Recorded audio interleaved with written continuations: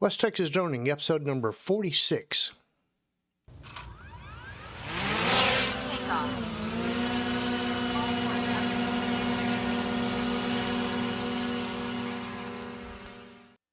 Traffic, traffic, traffic.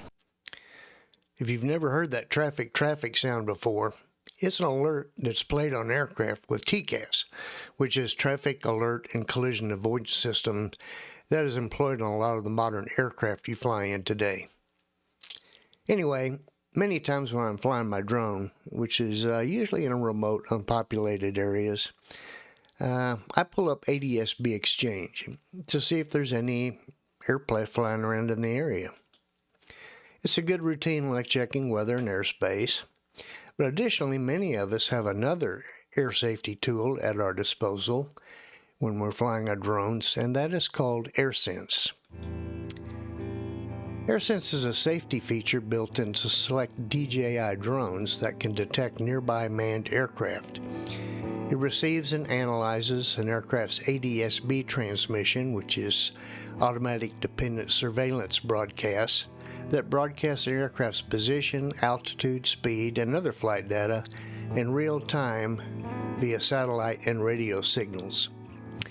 AirSense receives and analyzes this data and assesses potential collision risks. The thing that would make it cool to me is when your controller says or displays manned aircraft nearby message, it also would say traffic like TCAS does. Oh well.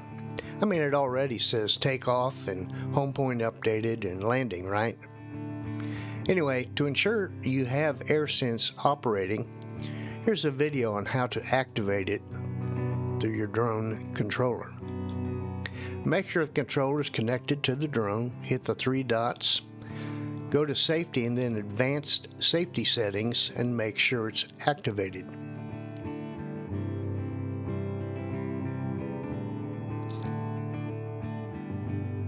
And here, if you try to deactivate it, you're going to get a warning and say, hey, this is not a good idea. Now let's see if this thing works. We've got it activated. And we're going to go fly it. And I want to show you, first of all, where we're flying this is a little bit north of the local Class D airspace for our airport. I'm out of Class D airspace, but I'm going to stay pretty low. And what I'm going to do, there's a final approach course that's just a little bit east of where we are. I'm going to stay below it, out of the way. I'm in, as you can see by my apps, it's clear to fly. But we're going to see if this thing works.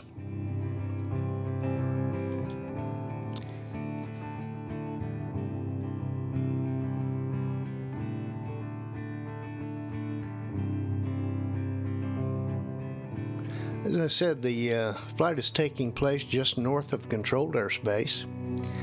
So what we're going to do is just take straight up and hover and then see if we can see any of the inbound aircraft and see if we get the manned aircraft warning that airspace delivers to us.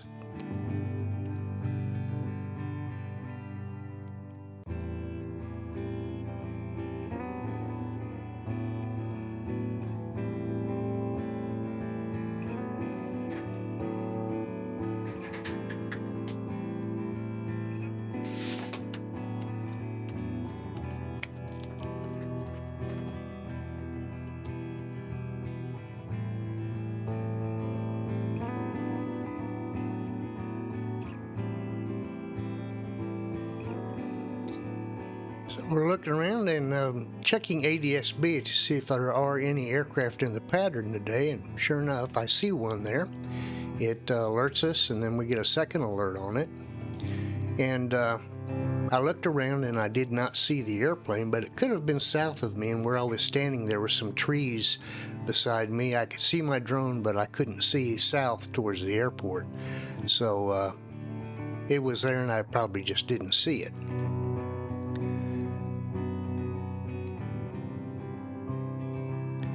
Now we're going to look for a second one, and we get another warning, and this time you'll actually see the aircraft descending. It's coming from the behind the manned aircraft nearby sign, you'll see it cross over in front of the sun and then head south toward the airport.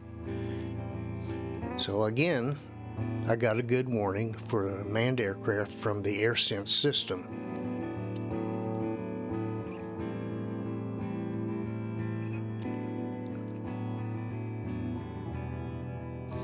Then I was aware that there was an inbound airliner that's coming in this morning, and I saw it on ADSB. But if you'll notice, I did not get an AirSense warning from the controller.